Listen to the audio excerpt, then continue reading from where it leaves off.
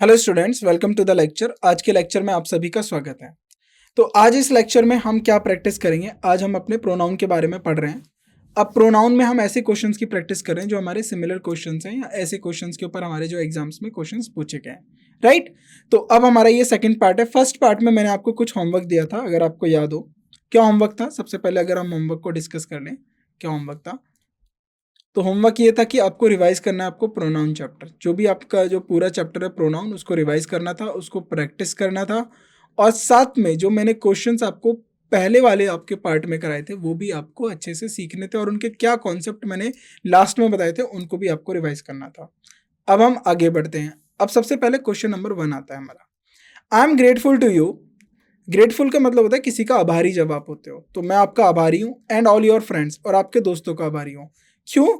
For they showed sympathy and kindness towards me. तो यानी वो उसका और उसके दोस्तों को आभारी है क्योंकि उसने क्या करा, उसने उसको सिंपैथी दिखाया और काइंडनेस दिखाया। तो दे शोड नहीं आएगा, योर सिंपैथी, आपकी सिंपैथी और काइंडनेस के लिए जो मेरे लिए दिखी। उसके दोस्त आए ना, उसके दोस्त को वही तो लेके आया है ताकि उसको सिंपैथी और उसको काइंडनेस की फीलिंग कराए। तो यहाँ पर दे शोड नहीं आएगा, सी में एरर आएगा, योर सिंपैथी आएगा, right. The right answer is your sympathy. C में एरर है हमारा। Now question 2, the company has appointed consultant to help them increase its revenues and improve its financial position.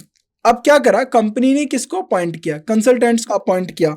किसके लिए अपॉइंट करा? Company के लिए तो करा। डैम किसके लिए यूज हो रहा है? अगर आप देखो, कंपनी ने अपॉइंट किया कंसल्टेंट्स को जिससे वो हेल्प करें, किसकी? कंपनी की हेल्प करें। तो टू हेल्प इट होगा या टू हेल्प कंपनी होगा? तो यहाँ पर दाम तो नहीं होगा, यहाँ पर इट होगा, क्योंकि इट इसलिए हुआ है, इट कंपनी के लिए हुआ है।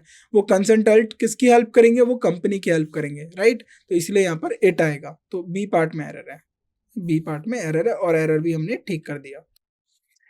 The board is likely to take its time and examine the facts before giving their decision. तो अब यहाँ पर क्या हो रहा है, देखिए, द बोर्ड इज लाइकली। अब बोर्ड किसका बोर्ड है? यानी 4 या 5 मेंबर का बोर्ड होगा। तो board is likely to take its time, तो बोर्ड अपना समय लेगा। टू एग्जामिन द फैक्ट्स, जो भी फैक्ट्स दिए उनको एग्जामिन करने के लिए, बिफोर गिविंग देयर डिसीजन। अब ये जो बोर्ड डिसीजन दे रहा है ना, ये एक डिसीजन जो है ना वो इंडिविजुअली मेंबर का नहीं है, वो कलेक्टिव डिसीजन की बात हो रही है। तो कलेक्टिव डिसीजन की बात हो रही है तो बोर्ड को हम सिंगुलर काउंट करेंगे। तो सिंगुलर के लिए देयर नहीं आएगा, यहाँ पर आएगा इट्स डिसीजन आएगा। तो डी पार्ट में हमारा एरर है, राइट। नाउ आगे बढ़ते हैं। When he asked why the machines were idle, we told him it was broken. देखिए, उसने पूछा why the machines were idle और we told him, हमने उसको बताया, लेकिन it was broken। कौन टूट गया? वही तो टूट गया जिसको आपने बताया। तो it was नहीं आएगा यहाँ पर, राइट। तो क्या why when he asked why the machines, तो यहाँ पर देखिए machines idle क्यों है उसने पूछा, और वी टोल्ड हिम, हमने उसको बताया, and it was broken. It किसके लिए है? मशीन्स के लिए है।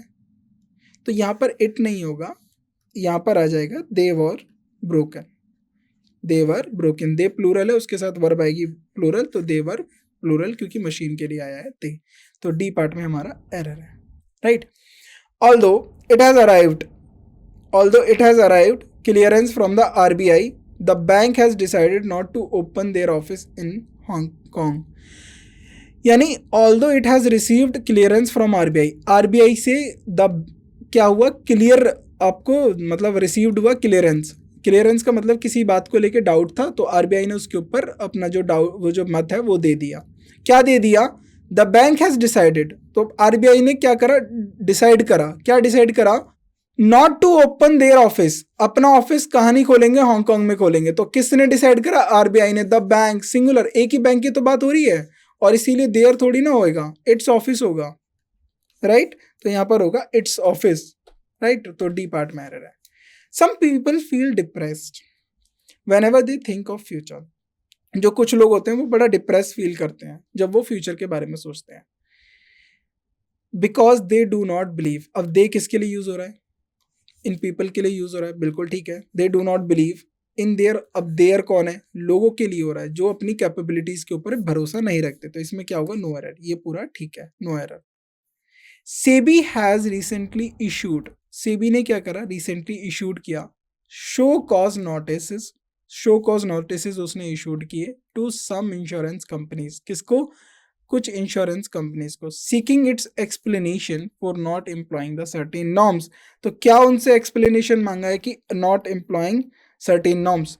तो ये सीकिंग किसके एक्सप्लेनेशन को मांगा, देखिए अब यहाँ पर देखिए सेबी ने एक सो कोज नोटिस क्या करा, इशू करा, किनको करा, इंश्योरेंस कंपनीज को। एक्सप्लेनेशन किसका मांगा है, इंश्योरेंस कंपनीज का ही तो मांगा है कि उन्होंने अपने नॉर्म्स को क्यों नहीं पूरा करा, कंपाइलिंग विद नॉर्म्स।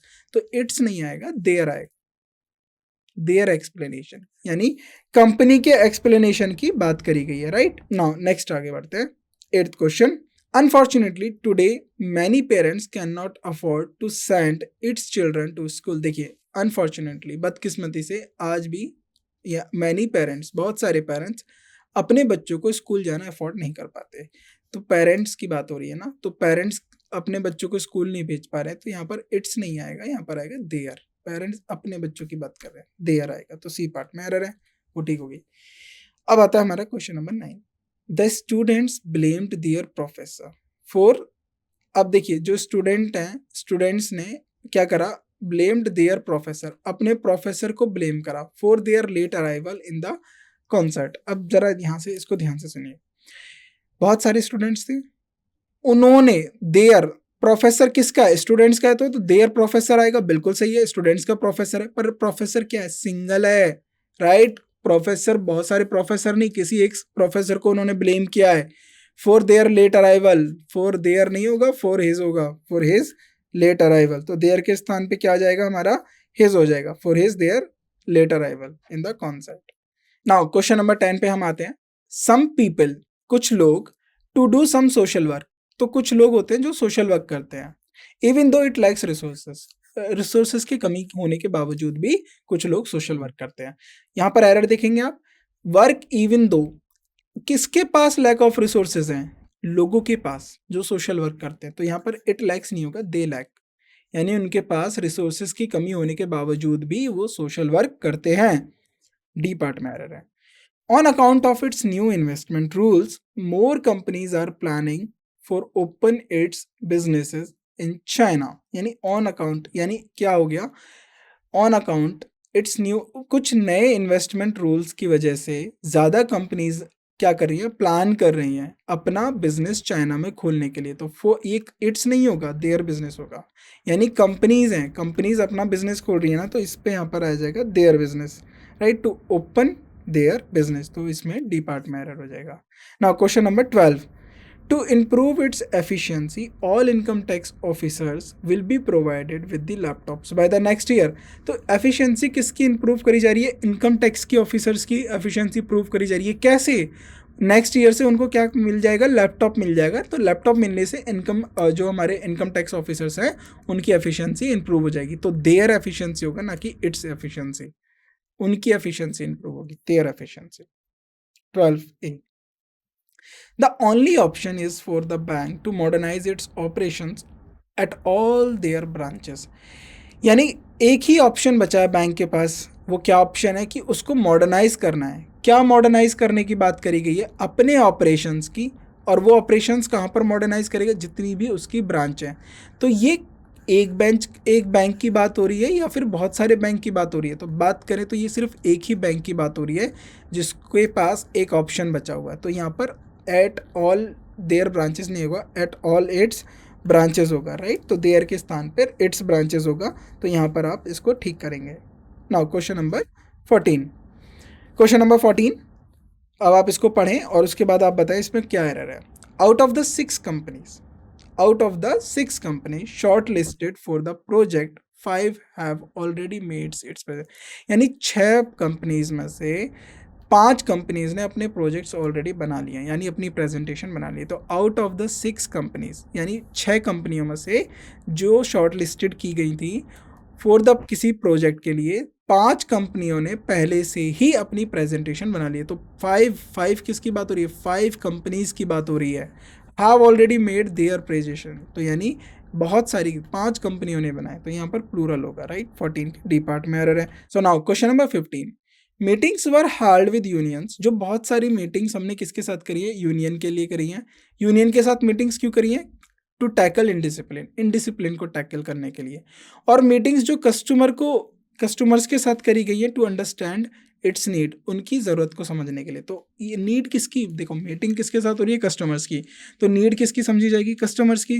तो कस्टमर एक एक थोड़ी है, बहुत सारे कस्टमर हैं, तो अकेले कस्टमर की थोड़ी ना, देयर नीड्स, देयर नीड्स। तो 15 के डी पार्ट में एरर है। Now next 16, keeping in mind, ध्यान में रखते हुए the rivalry between Vinod and Sachin, rivalry का मतलब है जो झगड़ा है बिटवीन विनोद और सचिन का। The manager has assigned him to different teams, तो मैनेजर ने क्या करा, उनको दो डिफरेंट टीम्स असाइन कर दी, कि उनको पता है कि भाई विनोद और सचिन में झगड़ा चल रहा है। इस बात को ध्यान में रखते हुए मैनेजर ने दो टीम बना दी, एक विनोद के लिए, एक सचिन के लिए। तो यहाँ से keeping in mind the rivalry between Vinod and Sachin, manager ने क्या डिसाइड करा, हैज़ असाइंड, किनको असाइन किया गया होगा, विनोद और सचिन को तो करा गया होगा, तो हिम नहीं होगा, them, assign them to different team, दो अलग टीम उनको असाइन कर दी। सी पार्ट में एरर थी। Now question number 17, these companies have been asked to furnish their financial details, in companies को बोला गया कि वो अपनी जो फाइनेंशियल डिटेल्स हैं उनको फर्निश करें, and inform about it's board of members, और अपने बोर्ड ऑफ मेंबर्स के बारे में बताएं। तो क्या एक कंपनी के बारे में बात हो रही है जो अपने बोर्ड ऑफ मेंबर के बारे में बताएगी, नहीं। अगर आप यहाँ पर देखो तो दीज कंपनीज यानी कुछ कंपनीज हैं, दीज का मतलब है प्लूरल के लिए इंडिकेट करा गया है, प्लूरल के लिए इंडिकेट करा गया है, तो इट्स नहीं होगा, देयर बोर्ड ऑफ मेंबर्स। तो उन कंपनीज के बोर्ड ऑफ मेंबर्स कौन है उसके बारे में भी बताएं। डी पार्ट में एरर है। ना question number 18, the company is in debt, debt का मतलब होता है कर्ज, कंपनी कर्ज में है, एंड हैज़ अनेबल टू पे, अब क्या कर नहीं पा रही है, पे नहीं कर पा रही है, पे मतलब तनख्वाह नहीं कर पा रही है, पैसे नहीं दे पा रही है, देयर एम्प्लॉयज़ सैलरीज, अपने एम्प्लॉयज़ की सैलरीज को भी पे नहीं कर पा रही है, फॉर द पास, पिछले 6 महीने से वो अपने एम्प्लॉयज़ की सैलरी दे नहीं पा रही है। तो कौन है कर्ज में, कंपनी है। और ये जो सैलरी कौन नहीं दे पा रहा है, कंपनी तो नहीं दे पा रहा है, तो कंपनी अकेली ही तो कंपनी कर्ज में डूबी हुई है, तो देयर एम्प्लॉयज़ थोड़ी ना होगा, इट्स एम्प्लॉयज़, कंपनी अपने एम्प्लॉयज़ को नहीं दे पा रही है, राइट, उनके एम्प्लॉयज़ को थोड़ी ना, अपने एम्प्लॉयज़ की बात हो रही है। Now question number 19, despite the merger, merger यानी दो चीज़ें जब आपस में जुड़ जाती हैं उनको बोलते हैं मर्जर, मर्जर के बावजूद the airline has reported, airline ने क्या रिपोर्ट किया गया एयरलाइन के बारे में, sizeable losses and is unable to pay their employees. C यहाँ पर भी सेम, क्वेश्चन नंबर 18 और 19 बिल्कुल सेम है। मर्जर के बावजूद भी जो एयरलाइन है वो अपने एम्प्लॉयज़ को पैसा नहीं दे पा रही है, तो पैसा किसके एम्प्लॉयज़ को नहीं मिल रहा है, एयरलाइन के एम्प्लॉयज़ को। तो एयरलाइन क्या है, सिंगुलर, तो यहाँ पर इट्स एम्प्लॉयज़ होगा, इसको ठीक करेंगे, राइट। डी पार्ट में एरर है। Now question number 20, nobody in the bus, nobody in the bus offered to give their seat to the elderly lady who had to travel a long distance, bus में से किसी ने भी अपनी seat उस old lady को नहीं दी जिसे लंबी यात्रा करनी थी, राइट। अब एग्जांपल देखिए, मैंने आपको बताया था ईच, एवरी, एनी और नोबडी, इसको आप कैसे ट्रीट करेंगे, इसको आप सिंगुलर ट्रीट करेंगे। तो जब आप इसे सिंगुलर ट्रीट करेंगे तो इसके साथ वर्ब भी सिंगुलर होगी और इसका प्रोनाउन भी सिंगुलर होगा। तो nobody in the bus offer to give his और हर, तो हिज सीट, तो यहाँ पर ये सकते हिज या हर, हिज सीट हो गया, राइट। नाउ क्वेश्चन नंबर, तो बी पार्ट में आ रहा है question number 21, who would not be triumphant in their success at the examination, कौन ऐसा है जो खुश नहीं होगा अपनी सक्सेस से एग्जामिनेशन के अंदर। तो हु क्या है, अगर आप हु देखें, हु की बात करो तो हु आपका क्या है, सिंगुलर, राइट। तो हु क्या है हमारा, सिंगुलर होगा। तो who would not B trumpet, ऐसा कौन है जो खुश नहीं होगा, किसमें, अपनी सक्सेस जो उसने एग्जामिनेशन में दी, तो देयर नहीं होगा, हु के साथ होगा हिज सक्सेस, अपनी सक्सेस के बारे में, right. 21, now 22, a person in sometimes accused of crime, यानी person sometime accused in crime, a person is sometimes accused of crime which they did not commit, यानी कभी कभार ऐसा होता है किसी व्यक्ति को उस क्राइम के लिए एक्यूज कर लिया जाता है या मान लिया जाता है कि ये क्राइम उसी ने किया है जो उसने कभी किया नहीं होता है। तो अब इसके बारे में हो रही है पर्सन, पर्सन कैसा, सिंगुलर, ये चीज़ें याद रखिए। तो कभी कभार क्या करता है, उसको एक्यूज कर बना दिया जाता है किसी क्राइम के लिए जो उसने किया नहीं है, तो which he did not commit, they did not नहीं होगा, which he did not commit actually, right. तो उसके सी पार्ट में रहना है। नाउ क्वेश्चन नंबर हमारा 23 P, everyone must sign their full names before entering the halls. Again, each, every, no, nobody, none और any क्या ट्रीट होंगे, सिंगुलर। तो एवरीवन, हर किसी को क्या करना है, अपना फुल नेम लिखना है before entering the, must sign their full name before enter, किसी हॉल में एंटर करने से पहले उसको उनको अपना फुल नेम लिखना है। तो ये सिंगुलर है, तो इसके लिए प्रोनाउन देयर यूज हुआ है, तो गलत यूज हुआ है, हिज फुल नेम। तो उसको अपना क्या करना पड़ेगा, पूरा नाम, हिज फुल नेम। तो हर एक को अपना पूरा नाम लिखना पड़ेगा, राइट। तो इसमें क्या हो जाएगा, हिज फुल, बी पार्ट में।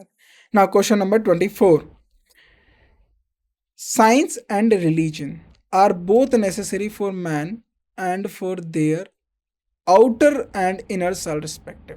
तो जो साइंस और रिलीजन है ना, वो दोनों ही किसी मैन के लिए बहुत ज़रूरी है।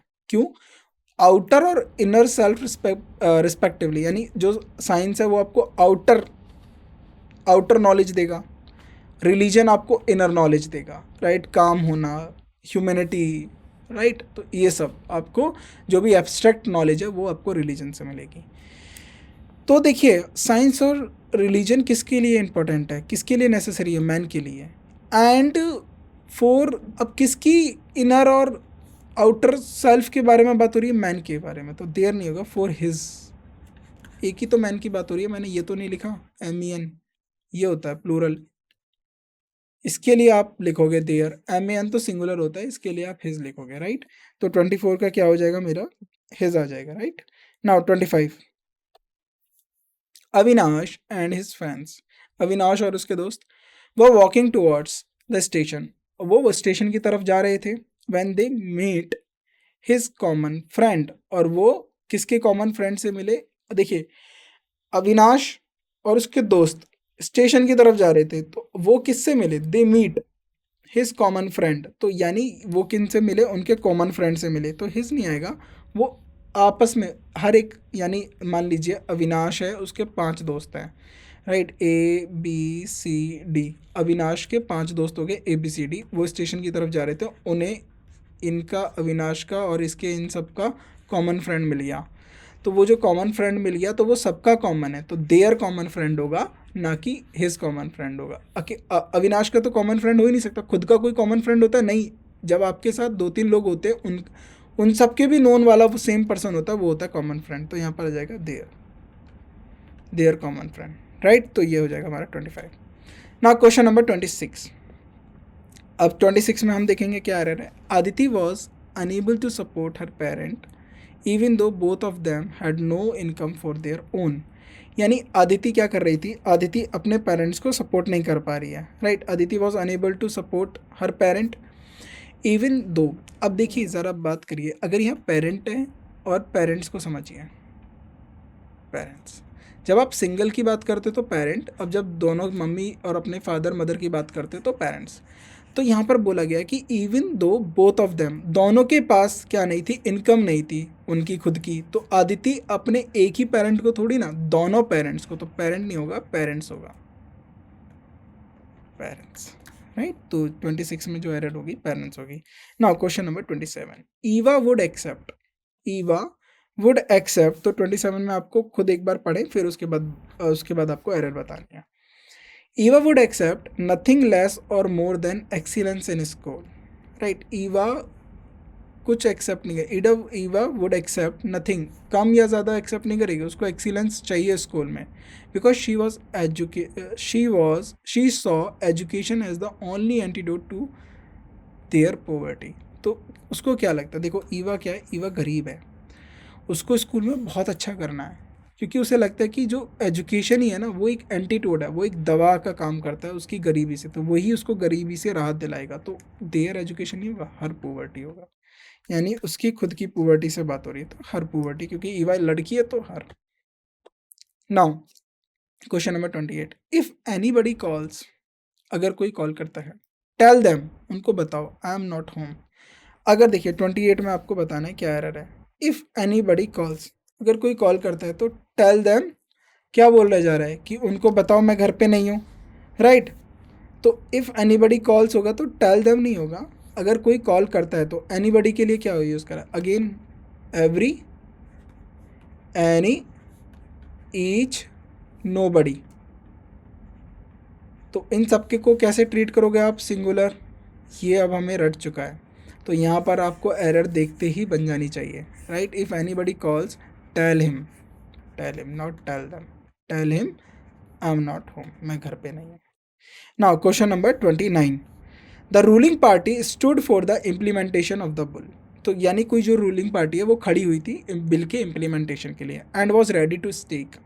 अब वो स्टेक, दाव पे क्या लगाने के लिए रेडी थी, देयर पॉलिटिकल एग्जिस्टेंस, अपनी खुद की पॉलिटिकल एग्जिस्टेंस दाव पे लगाने की थी।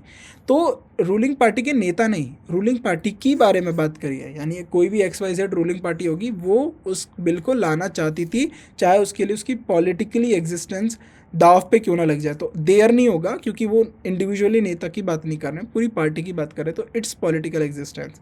तो यहाँ पर क्या हो जाएगा, it's political existence. Now question number 30. The scientist must follow his hunches and his data whenever it may lead. तो अब आपको इसमें देखना है, द साइंटिस्ट मस्ट फॉलो, तो साइंटिस्ट को क्या फॉलो करना चाहिए, हिज हंचेस, अपने hunches, and his data wherever it may lead, जहाँ भी वो लीड करें। तो हंचेस और डेटा के बारे में बात हो रही है। अब तो देखिए डेटम होता है, जो डेटम होता है ना आपका DATUM, डेटम जो होता है वो आपका सिंगुलर होता है, ये आप याद रखेंगे, राइट। और उसके बाद जो डेटा होता है ये आपका प्लूरल होता है, तो ये आप याद रखेंगे, डेटम सिंगुलर होता है, डेटा प्लूरल होता है। तो साइंटिस्ट को क्या करना चाहिए, मस्ट फॉलो, अपने हंचेस को फॉलो करना चाहिए और अपने डेटा को उसको फॉलो करना चाहिए जहाँ भी उसे ले जाएं। तो ले कौन जा रहे हैं, हंचेस और डेटा ही तो ले जा रहे हैं, तो ये सिंगुलर थोड़ी ना होगा, दे मे लीड, जो उसके डेटा और हंचेस उसको लेके जा रहे हैं, राइट। तो यहाँ पर हमने 30 क्वेश्चन हमने प्रैक्टिस करे, बहुत इजी क्वेश्चंस हैं, इजीली आप एग्जाम में बना लोगे। प्रोनाउन ज़्यादा डिफिकल्ट होता नहीं है, वो इजी टू लाइक, बहुत इजी क्वेश्चंस है। आपको पता होना चाहिए सिंगुलर है या प्लूरल है नाउन हमारा, जिसके लिए हमने प्रोनाउन यूज़ करा गया है, राइट। अगर सिंगुलर है तो हमारा सिंगुलर प्रोनाउन होगा, अगर प्लूरल है तो हमारा प्लूरल प्रोनाउन होगा। तो आपको ज्ञान होना चाहिए कि प्रोनाउन जो है वो सिंगुलर यूज़ करा गया है, प्लूरल यूज़ करा गया है। तो जैसा प्रोनाउन आप यूज़ करोगे उसी तरीके से आप जैसा नाउन यूज़ करोगे वैसा प्रोनाउन होना है। साथ में वर्ब, वर्ब का बहुत ध्यान देना है। Noun singular, verb singular, noun plural, verb plural, तो ये दो चीज़ें तो आपको ध्यान में रखनी है। और उसके बाद जैसे आपने ईच हो गया, एवरीवन हो गया, राइट, नो वन हो गया, नोबडी हो गया, एनीवन हो गया, इनको आप सिंगुलर ट्रीट करोगे और इनके प्रोनाउन भी सिंगुलर होंगे, इनकी वर्ब भी सिंगुलर होगी, सिंगुलर ही ट्रीट करना है। अगर आपने इनको प्लूरल ट्रीट करा ये मान के कि अरे एवरीवन तो सभी की बात कर रहा है, ये रॉन्ग हो जाएगा। आपको इनको सिंगुलर ट्रीट ही करना है, राइट, प्लूरल ट्रीट नहीं करना है। इसी तरीके से अपने कॉन्सेप्ट्स को ध्यान रखिए। देखिए एक्सरसाइज करना बहुत ज़रूरी होता है, ऐसे क्वेश्चंस को प्रैक्टिस करना बहुत ज़रूरी है, ताकि आपके कॉन्सेप्ट्स रिवाइज हो सकें, आपको आंसर मिल जाएं। जब आपको इजीली आंसर मिलने लगेंगे तो आप इजीली इससे गो थ्रू हो जाओगे, आप आसानी से जो अपना एग्ज़ाम है वो बना पाओगे। तो आज की क्लास को हम यहीं एंड करते हैं। Thank you.